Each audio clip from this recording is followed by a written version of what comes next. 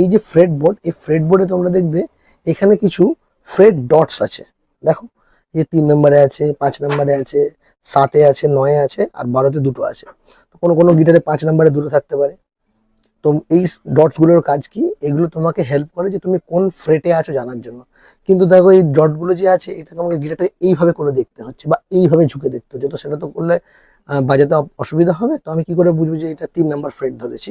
তো দেখো, এইগুলো বোঝার জন্য আমি যাতে এইখান দিয়ে ভিজিবল হয় ডটস গুলো, এখান দিয়ে তো ডটস গুলো ভিজিবল হবে না, এরকম করে দেখতে হবে। তো দেখো এইখানেও ওই একই প্রকার করা যায়, যেমন 3 নাম্বার ফ্রেটে যে ডট আছে ওটা দেখো এখানেও রয়েছে একটা।